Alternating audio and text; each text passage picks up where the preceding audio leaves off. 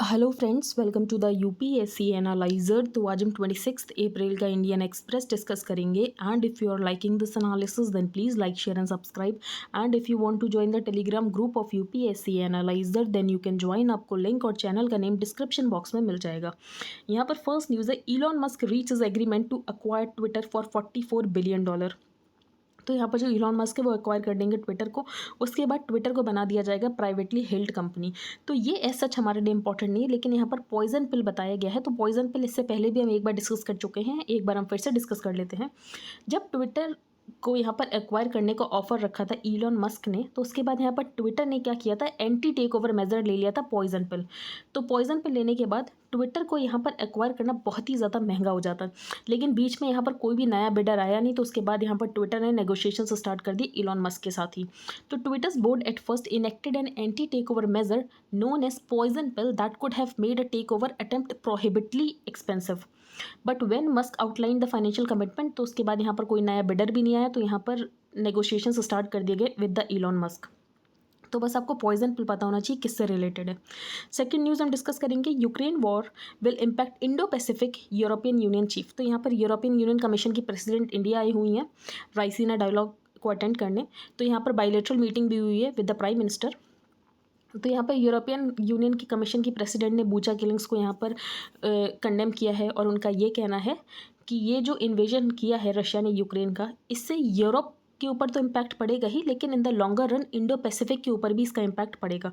तो she said the outcome of the war will not only determine the future of Europe but also deeply effect the Indo Pacific region and the rest of the world. अब ये हमारे लिए important नहीं, important है हमारे लिए TTC. TTC यहाँ पर स्टैब्लिश किया गया between the European union and India. तो टीटीसी है ट्रेड एंड टेक्नोलॉजी काउंसिल। अब इसका एम क्या है, ऑब्जेक्टिव क्या है टीटीसी का? तो ऑब्जेक्टिव इसका ये है, एक coordination mechanism banana between the European union and the India, जो कि यहाँ पर टैकल करेगा जो भी चैलेंजेस आते हैं ट्रेड, ट्रस्टेड टेक्नोलॉजी या सिक्योरिटी में। तो इन चैलेंजेस को टैकल करने के लिए टीटीसी बनाया गया है। ईयू में जो टीटीसी इससे पहले यूरोपियन यूनियन ने इस्टेब्लिश किया है, तो वो इससे पहले सिर्फ एक देश के साथ किया है, वो है यूएस, और यहाँ पर दूसरा देश बन जाता है इंडिया। तो earlier in the day India and the European Union decided to establish a trade and technology council, a strategic coordination mechanism that is aimed to tackle challenges at the nexus of trade, trusted technology and security। तो TTC एक बहुत important format है ईयूज़ की calculus में, और ये इससे पहले इन्होंने सिर्फ यूएस के साथ ही स्टैब्लिश किया है। तो and the only other country with which the grouping has a TTC is the US, और यहाँ पर अब इंडिया के साथ भी स्टैब्लिश किया जा रहा है TTC, trade and technology council. अब हम यहाँ पर थर्ड न्यूज़ पर चलते हैं। Tamil Nadu passes bills to allow state to appoint VCs in 13 universities. तो यहाँ पर 2 बिल्स पास किए हैं तमिलनाडु ने, और इन बिल्स के पास होने के बाद जो पावर आ जाएगी वीसीज को अपॉइंट करने की, वो यहाँ पर आ जाएगी स्टेट गवर्नमेंट के पास। तो इससे पहले ये गवर्नर का प्रेरोगेटिव होता था वीसीज को सेलेक्ट करना, लेकिन अब ये पावर आ जाएगी यहाँ पर गवर्नमेंट के पास। तो क्या चेंजेस किए गए हैं एक बार हम डिस्कस कर लेते हैं। जो चांसलर होता है वो होता है गवर्नर। तो governor is the chancellor of 13 universities in the state, और यहाँ पर वाइस चांसलर को अपॉइंट करने की पावर भी गवर्नर के पास ही थी। लेकिन अब यहाँ पर जो चांसलर है उस वर्ड को यहाँ पर हटाकर गवर्नमेंट कर दिया गया है। तो यहाँ पर गवर्नमेंट के पास पावर आ गई है with regard to both appointment and removal of VCs. तो appointing VCs to state universities used to be the prerogative of the governor. तो यहाँ पर गवर्नर को search cum selection committee 3 members का नाम देती थी, उसमें से यहाँ पर गवर्नर सेलेक्ट करते थे कि कौन यहाँ पर वाइस चांसलर बनेगा। लेकिन ये पावर अब गवर्नर से ले ली जाएगी, और ये पावर आ जाएगी यहाँ पर स्टेट गवर्नमेंट के पास। तो once the amendment is implemented the government will give its assent for the VC pick, leaving the governor with no role. Gujarat university act 1949, इसके अलावा तेलंगाना यूनिवर्सिटीज़ एक्ट 1991 अलाउ करता है स्टेट गवर्नमेंट्स को टू अपॉइंट वीसीज। तो यहाँ पर ऐसा नहीं कि तमिलनाडु यहाँ पर पहला स्टेट बन गया है जो कि स्टेट गवर्नमेंट को ये पावर दे रहा है टू अपॉइंट वीसीज। इससे पहले गुजरात, तेलंगाना, इन स्टेट्स में भी गवर्नमेंट के पास ही पावर है टू अपॉइंट वीसीज। इससे पहले लास्ट ईयर महाराष्ट्र विकास अघाड़ी गवर्नमेंट में एक बिल लेकर आया गया था जिसमें यहाँ पर गवर्नर की पावर को कर्टेल कर दिया गया था regarding the appointment of VCs. तो in his speech on the floor of the house Stalin said there was a need to empower the state government to select VCs and not doing so would create a big impact on higher education. अब ये news जो है ये explain page में भी आई है, तो हम वहाँ पर भी डिस्कस करेंगे। तो अभी सिर्फ आपको इतना याद रखना है, जो गवर्नर है उससे पावर ले ली जाएगी तमिलनाडु में वीसीज को सेलेक्ट करने की, और ये पावर यहाँ पर आ जाएगी गवर्नमेंट के पास। और जो चांसलर होता है यूनिवर्सिटीज़ का, तो वो होता है यहाँ पर गवर्नर। नेक्स्ट न्यूज़ हम डिस्कस करेंगे, centre states have to align more to boost investment. तो यहाँ पर CIA चीफ का ये कहना है कि अगर हम ये चाहते हैं कि इंडिया में इन्वेस्टमेंट आए तो उसके लिए हमें दो चीज़ें करने की ज़रूरत है। पहला क्या, पहला ये कि सेंटर और स्टेट्स के बीच में ज़्यादा अलाइनमेंट हो, और दूसरी इंपॉर्टेंट बात यह है कि पॉलिसी स्टेबिलिटी हो। तो policy stability and greater alignment between the centre and the states. अब कंटेंशियस के इश्यूज आपको बहुत ज़्यादा मिल जाएंगे, जैसे कि कल भी हमने एक इशू ये डिस्कस किया था कि जो स्टेट है उसकी ये डिमांड है कि अगर कोई भी एयरपोर्ट प्राइवेटाइज किया जाता है तो जो भी शेयर आ रहा है वो यहाँ पर स्टेट के साथ भी इनको शेयर करना चाहिए। तो latest point of contention between being the demand for the center to share revenue from the privatization of the airports with the states। जैसे कि स्टेट्स का ये कहना है कि हम यहाँ पर एयरपोर्ट अथॉरिटी ऑफ इंडिया को लैंड देते हैं फ्री में, और उसके बाद अगर प्राइवेटाइज किया जा रहा है एयरपोर्ट को और सेंटर को अगर कोई रेवेन्यूज़ मिल रहे हैं तो वो सेंटर को यहाँ पर शेयर करना चाहिए विद द स्टेट्स। फिर बजट, इस साल के बजट में बात की गई थी कि केपेक्स एक्सपेंडिचर को पुश करेंगे। अब यहाँ पर स्टेट्स का ये कहना है जो केपेक्स एक्सपेंडिचर को पुश करेंगे उसकी वजह से स्टेट की जो फिस्कल इंडिपेंडेंस है वो यहाँ पर खत्म कर दी जाएगी। तो several states had also flagged concerns over the capital expenditure push directed at them in the budget 2022-23, suggesting that this could end up mortgaging their fiscal independence, और उनकी जो सॉवरेनिटी वो सेंटर के पास चली जाएगी फॉर एन एक्सटेंडेड पीरियड। तो ये कुछ कंटेंशियस इश्यूज हैं between the centre and the state, तो ये दूर होने चाहिए। सेंटर और स्टेट में ज़्यादा अलाइनमेंट होना चाहिए जिसकी वजह से यहाँ पर ज़्यादा इन्वेस्टमेंट आएगा इंडिया में। फर्स्ट पेज पर इतनी ही न्यूज़ हमने डिस्कस कर ली। अब हम आगे चलते हैं, यहाँ पर कोई इंपॉर्टेंट न्यूज़ नहीं है, यहाँ पर भी कोई इंपॉर्टेंट न्यूज़ नहीं है। ये आर्टिकल हम डिस्कस करेंगे Delhi and Brussels. Emmanuel Macron जो है वो फ्रांस के फिर से प्रेसिडेंट बन गए हैं। तो re-election of Emmanuel Macron as the president of France on Sunday has sent a sigh of relief across Europe and North America. तो ये अच्छी बात है, दिल्ली को भी खुशी है कि जो इमैनुअल मैक्रोन है वही यहाँ पर वापस से प्रेसिडेंट बने हैं। अब हमें अपनी पॉलिसी रखनी कैसे चाहिए, यूरोपियन यूनियन को भी यहाँ पर उसके साथ भी रिलेशन अच्छे करने हैं, रशिया के साथ भी हमें अपने रिलेशंस मेंटेन करने हैं, तो हमारी पॉलिसी होनी कैसी चाहिए। तो 3 major external factors are facilitating the transformation of India's ties with Europe. पहला इंपॉर्टेंट है रशिया का क्वेश्चन, कि हम रशियन क्वेश्चन को कैसे एड्रेस करते हैं। As the war in Ukraine dominates Delhi's conversations with visiting European leaders this week. तो यहाँ पर जैसे यूरोपियन कमीशन की प्रेसिडेंट आई हैं वो भी यहाँ पर रशिया यूक्रेन के बारे में ही डिस्कशन करना चाहती है इंडिया के साथ, और ये कहीं ना कहीं सारे ही यूरोपियन यूनियन के जो कंट्रीज़ हैं, अमेरिका है, वो कहीं ना कहीं यही चाहता है कि हम यहाँ पर रशिया के जो एक्शंस है उसको हम यहाँ पर कंडेम करें। लेकिन दिल्ली क्या है, दिल्ली इस सिचुएशन में पूरी तरीके से न्यूट्रल रहना चाहता, ना ही हम यहाँ पर रशिया को सपोर्ट करते हैं, ना ही हम यहाँ पर यूक्रेन को सपोर्ट करते हैं। तो India's position has continue to evolve. Delhi ने सपोर्ट तो किसी को नहीं किया, लेकिन बूचा किलिंग्स को हमने कंडेम किया, और हमारे यही कहना है कि इंडिपेंडेंट इंक्वायरी होनी चाहिए बूचा किलिंग्स में। तो Delhi's repeated emphasis on respecting the territorial integrity of states is a reputation of Russia's unacceptable aggression. अब there is no question that the Ukraine invasion has put Delhi in an acute strategic discomfort. और इसके अलावा जो Russia की ties है वो China के साथ भी बहुत ज़्यादा बढ़ रहे हैं, तो ये भी एक कंसर्न है इंडिया के लिए। तो for India a normal relationship between Russia and the West would have been ideal, लेकिन ये पॉसिबल नहीं क्योंकि रशिया और वेस्ट जो है हमेशा कन्फ्लिक्ट में रहते हैं। तो Delhi might be sentimental about India's historic Russian connection, but it is not going to sacrifice its growing ties to the West on that altar. तो इसमें यही बताया गया कि हमारा रशिया के साथ हिस्टोरिकल सेंटिमेंट्स हैं, लेकिन हमें अपने जो रिलेशन है वो वेस्ट के साथ भी ख़राब नहीं करने हैं। तो Russia's declining economic weight and growing international isolation begins to simplify India's choice. अब रशिया जो है, रशिया के ऊपर इंटरनेशनल सैंक्शंस लग गए जिसकी वजह से रशिया बहुत ज़्यादा आइसोलेट हो गया। तो ऐसा नहीं कि रशिया जो यहाँ पर स्पेस क्रिएट हुआ है हम सिर्फ उसके साथ ट्रेड करके जो इंडिया है वो रिच हो जाएगा, नहीं, हमें वेस्टर्न कंट्री के साथ ट्रेड करना बहुत ज़रूरी है। तो हम वेस्टर्न कंट्रीज़ के साथ अपने रिलेशंस यहाँ पर सेक्रीफाइस नहीं कर सकते हैं। जो EU का ट्रेड है रशिया के साथ वो है $260 बिलियन, और इंडिया का ट्रेड कितना है, सिर्फ $10 बिलियन। तो unlike India, Europe societal connections with Russia are deep rooted. तो जैसे जर्मनी जो है नेचुरल गैस के लिए रशिया के ऊपर डिपेंडेंट है, तो a range of leaders in Europe including Macron have been advocating a historic reconciliation with Russia. लेकिन यहाँ पर जो पुतिन है वो चाहते नहीं है कि रिकन्सिलेशन हो। जैसे कि यहाँ पर जो बाइडन ने भी उनसे बहुत सारी मीटिंग करने की कोशिश की, लेकिन उसके बाद भी रिकन्सिलेशन नहीं हो पाया between the waste and the Russia. तो Putin's reckless invasion of Ukraine has compelled Europe to embark on a costly effort to disconnect from Russia. तो यहाँ पर जो इंटरनेशनल सैंक्शंस लगाए जा रहे हैं रशिया के ऊपर, उसकी वजह से यहाँ पर यूरोप की भी बहुत ज़्यादा फ़र्क पड़ा है, यूरोप की भी इकोनॉमी को इससे फ़र्क पड़ता है। लेकिन यहाँ पर जो एक्शंस है रशिया के उसको कंडेम करने के लिए ज़रूरी है रशिया के ऊपर सैंक्शंस लगाना। For nearly a century India's Russia connection had complicated Delhi's ties to Europe. और दूसरा इंपॉर्टेंट यहाँ पर चाइना क्वेश्चन। अब कुछ यहाँ पर एनालिस्ट का ये कहना है कि जो वेस्ट है, वेस्ट ने रशिया को बहुत ज़्यादा आइसोलेट कर दिया, जिसकी वजह से यहाँ पर रशिया चाइना एक्सेस क्रिएट हो गई। तो second is the China question that adds a new imperative to India's partnership with Europe contrary to the mythology in Delhi that Russia has been pushed into China's arm. लेकिन author ने बोला ऐसा नहीं है कि रशिया को पुश किया गया हो कि आप चाइना की आर्म में चले जाओ, ऐसा नहीं है। यहाँ पर जो बाइडन ने कोशिश की थी रिकंसिलेशन करने की between the waste and the Russia, लेकिन रशिया ऐसा नहीं चाहता था। तो Moscow has been deepening ties with Beijing for more than 2 decades triggering many anxieties in Delhi. तो ऐसा नहीं है कि अभी यहाँ पर रशिया और चाइना के रिलेशन बढ़े हैं, रशिया और चाइना के रिलेशन बहुत पहले से हैं, लगभग 2 डेकेड हो चुके हैं। तो वेदर रशिया वॉज पुश्ड और जम्प्ड इनटू चाइनीज आर्म, हमें उस बात से कोई फर्क नहीं पड़ता, पर हमें ये समझ आ रहा कि रशिया और चाइना की एक यहाँ पर अलाइनमेंट और एक एक्सेस यहाँ पर क्रिएट हो गई है।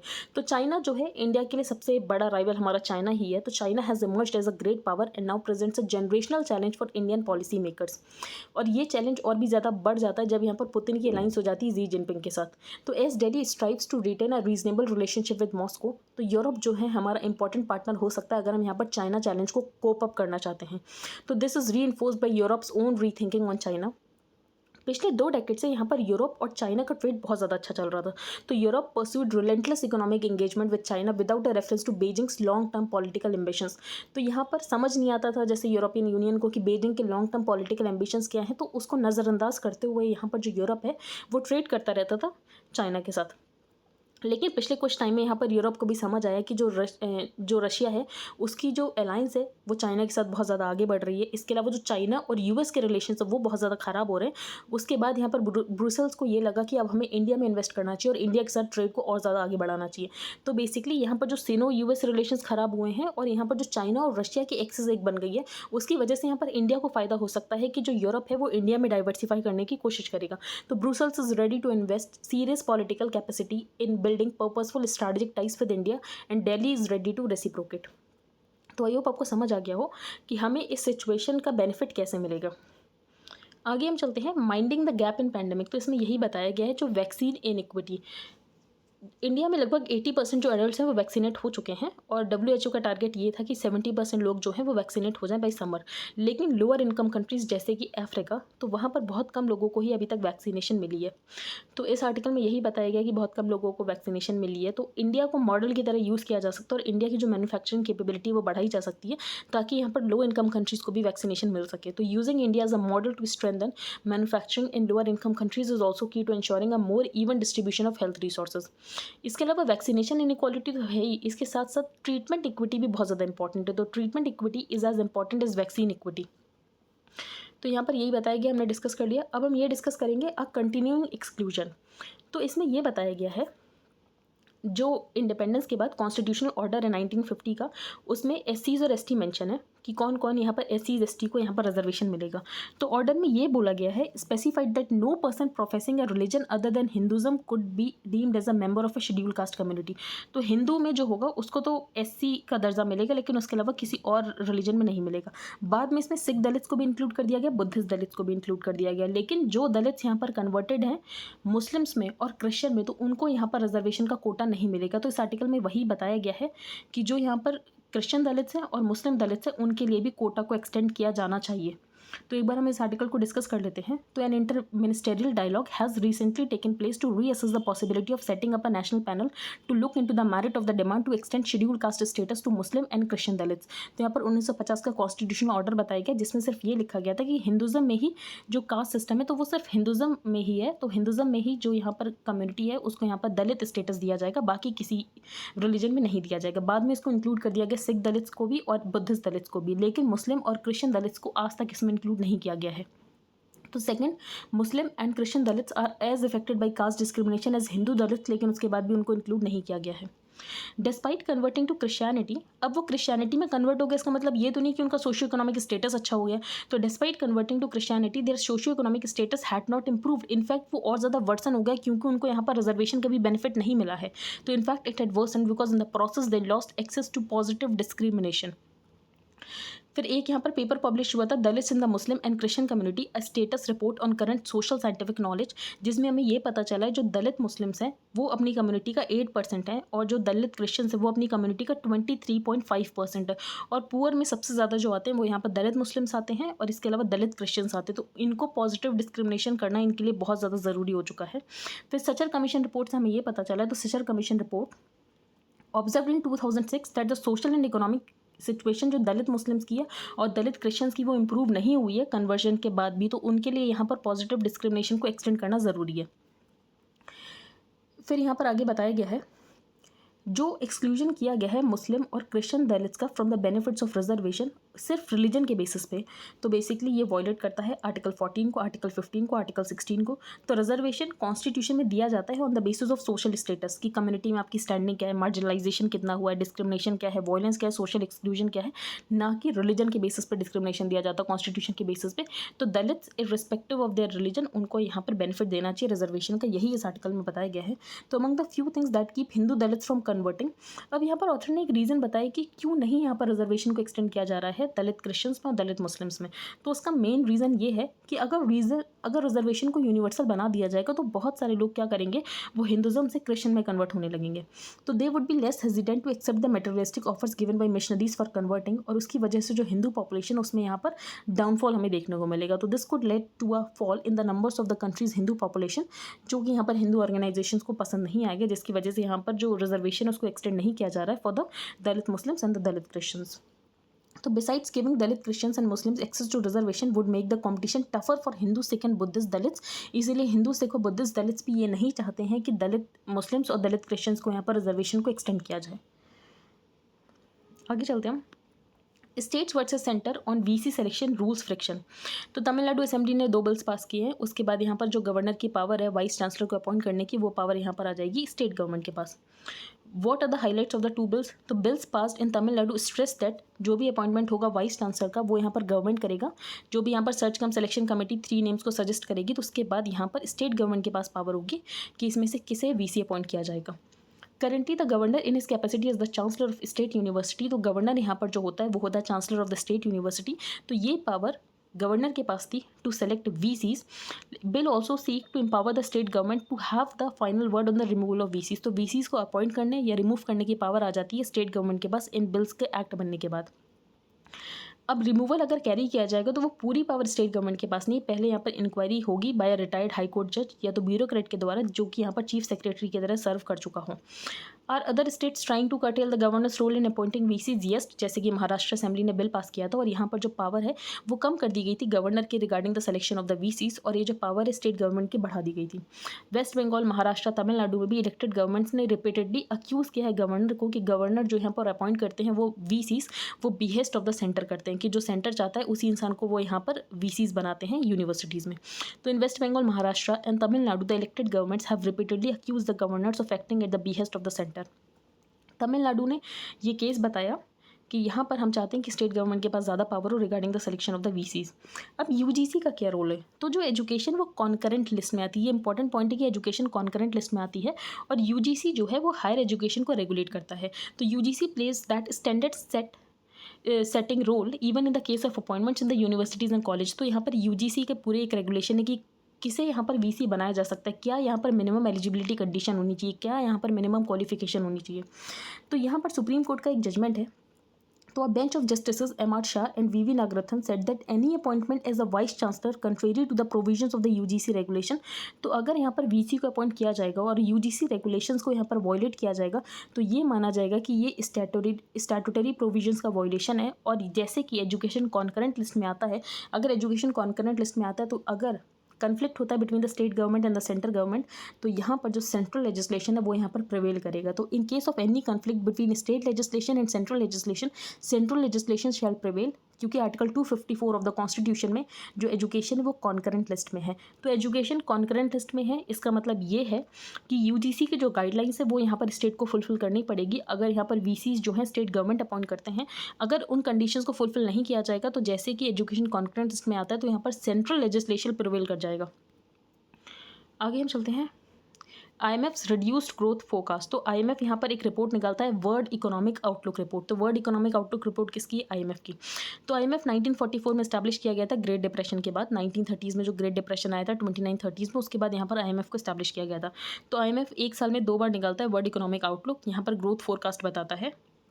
तो ज़्यादातर कंट्रीज़ के यहाँ पर ग्रोथ फोरकास्ट को कम किया गया है। उसका मेन रीज़न जो है वो ये है कि रशियाज़ इन्वेजन ऑफ यूक्रेन। इसके अलावा इन्फ्लेशन बहुत ज़्यादा है, दूसरा रीज़न ये है। तो because of the disruptive impact of the war in Ukraine, जो सेवरल कमोडिटीज़ की प्राइस है वो बहुत ज़्यादा बढ़ चुके हैं, जिसकी वजह से यहाँ पर ग्रोथ फोरकास्ट जो है कम किया गया है। अब इंडिया जो है, हमें इंडिया लगता है कि 6th लार्जेस्ट इकॉनमी है इंडिया, लेकिन अगर हम देखा जाए तो इंडिया में 18% पॉपुलेशन है, लेकिन जो ग्लोबल GDP में इंडिया का कंट्रीब्यूशन है वो सिर्फ 7% है।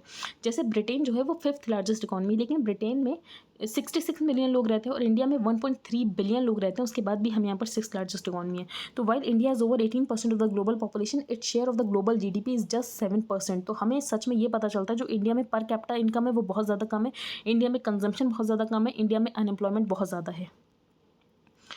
यहाँ पर बताया गया है सेल्फ रेप्लिकेटिंग mRNA।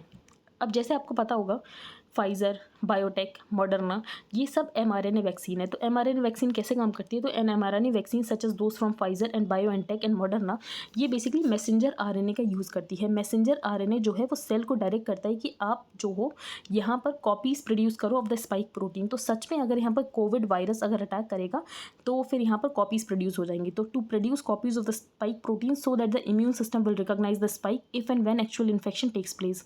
अब सेल्फ एम्पलीफाइंग mRNA क्या होता है? सेल्फ एम्पलीफाइंग mRNA जो है वो ट्रेडिशनल mRNA से एक वर्जन और ज़्यादा अच्छा है।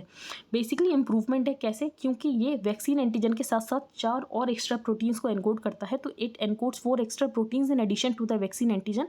और इसका एक एडवांटेज ये भी है कि इसमें डोज जो है वो कम डोज की ज़रूरत पड़ती है। तो the basic advantage is that it requires a smaller dose.